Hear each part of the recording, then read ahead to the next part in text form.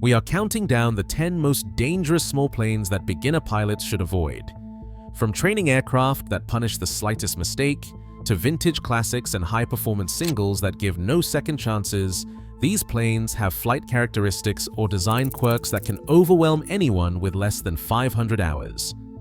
Some surprise with brute speed, others hide invisible traps beneath their sleek surfaces. Which aircraft are true legends only in the hands of experts, and which one earns the most lethal reputation?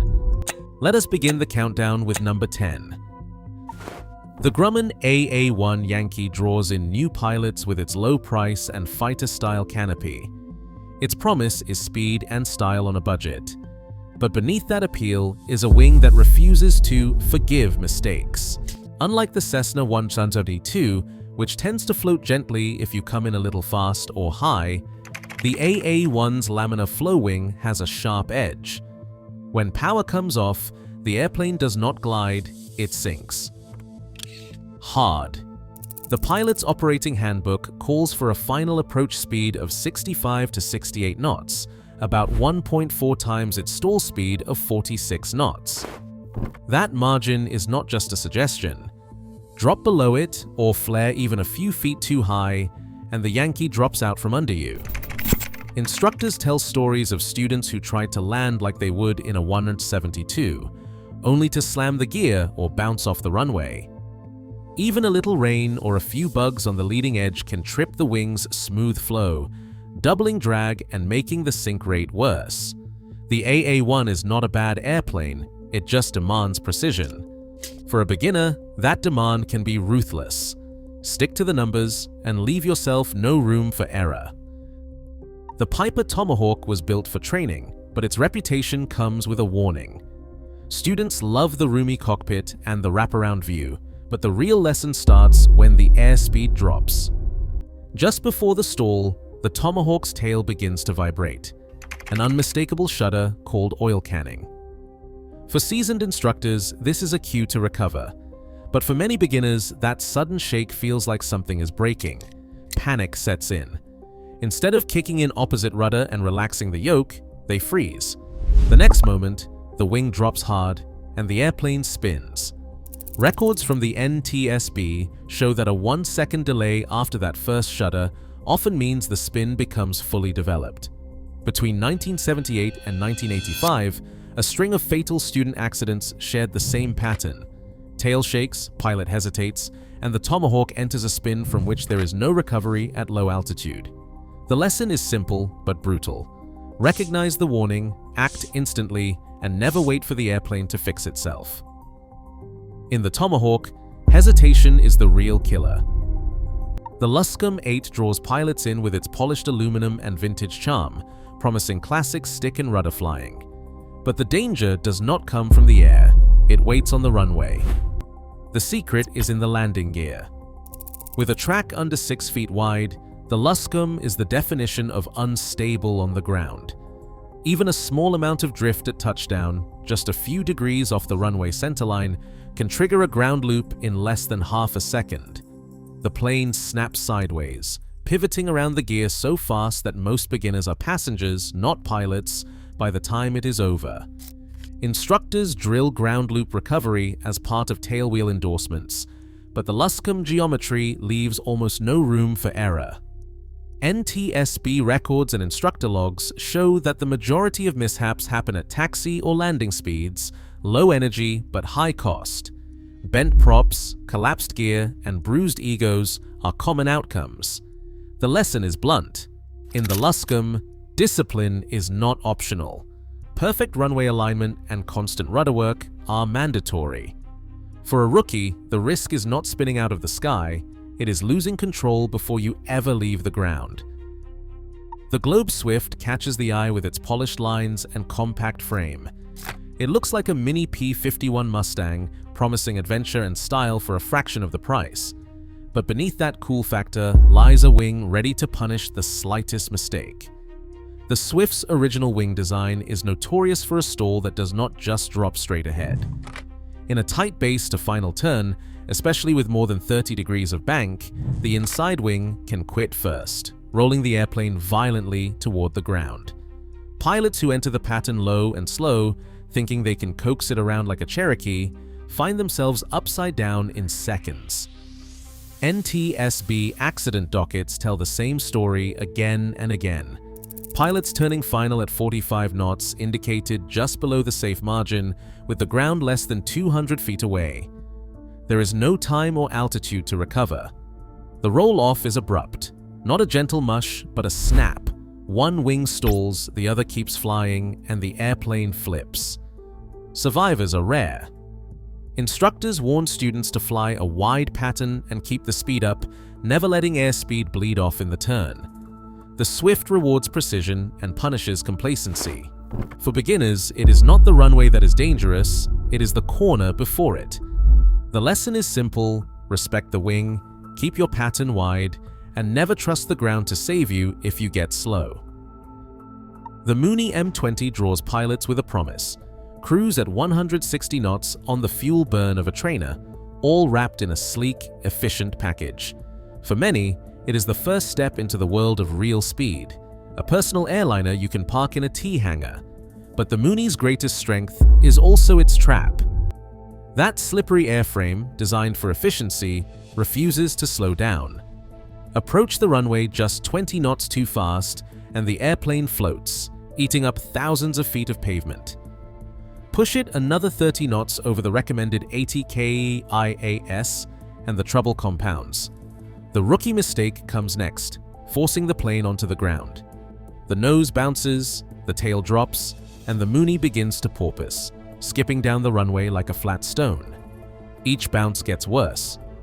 The propeller strikes the pavement, sending a shower of sparks and a repair bill that can easily reach $40,000.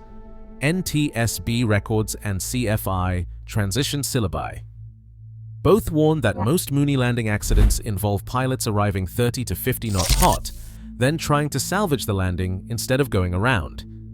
The high wing loading means energy bleeds off slowly, and the airplane won't forgive impatience.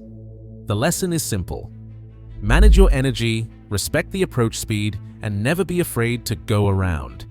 The Mooney is a legend in skilled hands, but for beginners, it is a masterclass in discipline. One mistake, and the price is steep. The Beechcraft 5-tail Bonanza has long been the dream machine for private pilots with ambition and a taste for speed. Its signature V-tail and sleek profile hint at luxury and performance usually reserved for much more expensive aircraft. But the Bonanza's reputation is double-edged. Beneath the polished veneer lies a set of aerodynamic quirks that demand respect, especially from those with limited instrument experience. When turbulence hits, the V-tail's unique ruddervator design can set off a low-frequency oscillation, a subtle wiggle that is disorienting even for seasoned hands. In smooth air, it is barely noticeable. In rough weather, especially with an aft center of gravity, the motion can induce vertigo or nausea. For a pilot flying by visual cues, that sensation can be the first step down a dangerous path. The real hazard unfolds when visibility drops. Many Bonanza accidents begin with a simple mistake. A pilot flying under visual flight rules enters a cloud, loses the horizon, and tries to correct by feel. The V-tail's yaw pitch coupling makes it easy to over-control, and the airplane can slip into a spiral dive almost unnoticed. Airspeed climbs rapidly, past 200 knots indicated in just seconds. At those speeds, the airframe is at risk of structural failure. NTSB records show that the V-tail Bonanza suffered 136 in-flight breakups between 1962 and 2007, nearly 10 times the rate of its straight-tail siblings. Most were traced to spiral dives and overspeed after pilots lost orientation. The lesson is stark. This is not a plane that forgives confusion in the soup. Instrument discipline is not optional, it is survival. Recovery from unusual attitudes must be drilled until it is reflex. For those who master its demands, the Bonanza is a legend. For beginners, the margin for error is razor thin. The Cirrus SR22 promises a revolution. 310 horsepower, a glass cockpit, and a built-in parachute system called the Cirrus Airframe Parachute System. With a cruise speed of 180 knots and touchscreen avionics, it feels more like a high-end sports car than a traditional trainer. The sales pitch is hard to resist, modern, fast, and equipped with the parachute system ready to deploy if things go wrong. But that promise hides a paradox. Picture a low-time pilot on final approach, eyes flicking between the synthetic vision display and the moving map. At 400 feet, a distraction, a checklist, or a traffic alert pulls attention away from the basics. The airplane is slick and fast, burning through altitude quicker than expected. In the turn to final, the pilot chases the magenta line, not the airspeed indicator. The wing, loaded up in the turn, snaps into a stall. At pattern altitude, there is no time to react. The parachute handle is right there, but the parachute requires at least 500 feet above the ground to work. Below that, the outcome is almost always fatal. Accident records show a pattern. Low-time pilots, fixated on screens, get behind the airplane and stall at low altitude. The SR22's speed and automation create a false sense of security. The Cirrus standardized instructor program was developed to combat this, mandating scenario-based training and emphasizing stick and rudder skills over button pushing. Even so, the SR22 continues to catch out pilots who treat technology as a substitute for judgment. The lesson is blunt. You cannot program your way out of a bad habit. The SR22 is a marvel in experienced hands, but for beginners, it is a reminder that the airplane does not care about your dreams or your gadgets. It only cares about physics. The Lake Buccaneer tempts pilots with the promise of adventure far from paved runways. Touch down on a glassy lake, camp on a remote shore, escape the limits of land. But the moment rubber meets water, the rules change. The Buccaneer engine sits high above the fuselage, nearly 3 feet above the center of gravity. That high thrust produces a pitching moment. Every push of the throttle does not just move the plane forward, it drives the nose down, sometimes by as much as 5 degrees per second. Emphasize high thrust. Picture a beginner on a summer afternoon, lining up for a first water landing. The approach feels flat, the surface looks forgiving, but hydrodynamics are nothing like asphalt. If the pilot lands too flat or flares too late, the hull skips off the water. The bounce feels harmless at first. Instinct says, add power to cushion the next touchdown. In most planes, that is a safe move. In the Buccaneer, it is a trap. The surge of thrust shoves the nose down and drives the bow into the water. The bounce becomes a dive, and in seconds the cockpit is underwater. Accident records for amphibious planes show a pattern. Pilots with fewer than 100 hours in type get caught by the physics of water landings and the Buccaneer's pitch-down moment. The recovery is counterintuitive. Power off. Stick forward. Let the hull settle. Training manuals hammer this point, but in the panic of a botched landing, muscle memory from land planes takes over. The Buccaneer demands respect for the environment and the machine. Pilots who survive their first season pledge to learn from every bounce and never trust water to be soft. The lesson is clear. On the lake, the wrong instinct can turn a gentle splash into a fatal plunge. For rookies, formal amphibious training is not advice, it is survival. The Pitts Special sits on the ramp like a coiled spring, with short wings, tall gear, and a nose that points defiantly skyward. Every pilot dreams of flying loops and rolls in a Pitts, but the real test comes not in the air, but on final approach. As you line up for landing, the nose blocks the entire runway. There is no peeking around it, no clever trick to see straight ahead. The only way to judge your path is by reading the edges, using peripheral vision to sense alignment, speed, and drift. For a beginner, this is alien territory. Years in trainers teach you to look over the nose, but in the pits, that instinct is useless. Aerobatic school syllabi. Drill this lesson from day one. Keep your head outside, scan the edges, and trust your feet. But even with an instructor shouting reminders, the habit is hard to build. The moment you flare, the runway vanishes. Many first solo mishaps happen right here. Students lose track of direction, drift off the centerline, or overcorrect with the rudder. The airplane swerves, the gear digs in, and the prop strikes the pavement. NTSB records show a steady stream of Pitts landing accidents, most involving pilots with less than 20 hours in type. The pattern repeats: loss of directional control, ground loop, bent airplane. The hazard is not a flaw in the design, it is a skill barrier. The pits rewards precise peripheral vision and demands absolute attention. There is no system to bail you out, no safety net except your own training. Instructors require dozens of supervised circuits before solo, and even then the margin for error is razor thin. For a rookie, the pits is unforgiving. Until you have learned to land blind, every touchdown is a roll of the dice. If you want to fly a pits, you have to earn it, with practice, discipline, and a willingness to be humbled by the basics. The MU-2 sits at the very top of the danger list for a reason. On paper, it is a dream. 300 knots, 6 seats, a pressurized cabin, and a price tag that undercuts every other turboprop. For a pilot stepping up from pistons, the temptation is obvious. But the MU-2 is not just another fast twin. It is a machine designed for professionals, and it draws a hard line between those who are ready and those who are not. The MU-2 breaks the mold by using spoilerons instead of ailerons for roll control. At high speeds, the system is crisp and effective, but as airspeed drops, especially during takeoff or after an engine failure, the spoilerons lose authority. The minimum control speed with one engine out is about 90 knots indicated. Drop below that, and the airplane can roll off at more than 30 degrees per second toward the dead engine. In simulators, instructors drill the recovery. Identify the failed engine, pitch for blue line, and keep the spoilerons working.